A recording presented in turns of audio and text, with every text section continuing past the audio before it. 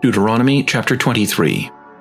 He who is emasculated by crushing or mutilation shall not enter the assembly of the Lord. One of illegitimate birth shall not enter the assembly of the Lord.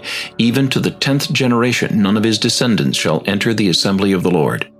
An Ammonite or Moabite shall not enter the assembly of the Lord.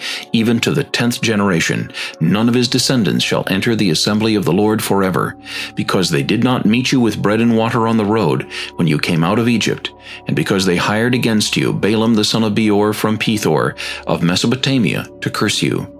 Nevertheless, the Lord your God would not listen to Balaam, but the Lord your God turned the curse into a blessing for you, because the Lord your God loves you. You shall not seek their peace nor their prosperity all your days forever. You shall not abhor an Edomite, for he is your brother. You shall not abhor an Egyptian, because you are an alien in his land. The children of the 3rd generation born to them may enter the assembly of the Lord.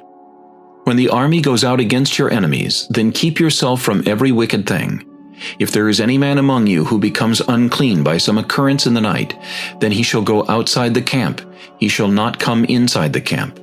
But it shall be, when evening comes, that he shall wash with water, and when the sun sets, he may come into the camp. Also, you shall have a place outside the camp where you may go out, and you shall have an implement among your equipment, and when you sit down outside, you shall dig with it, and turn and cover your refuse.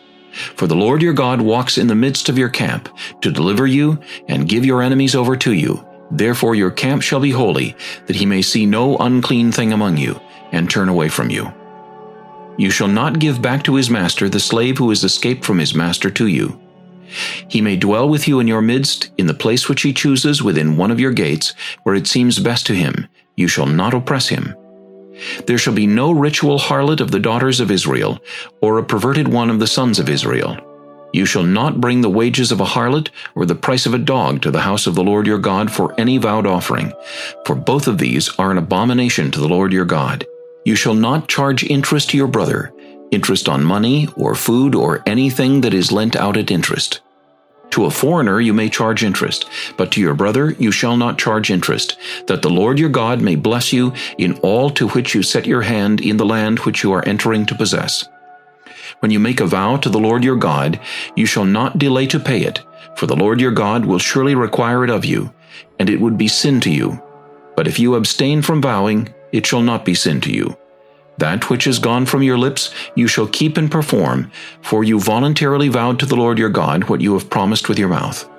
When you come into your neighbor's vineyard, you may eat your fill of grapes at your pleasure, but you shall not put any in your container.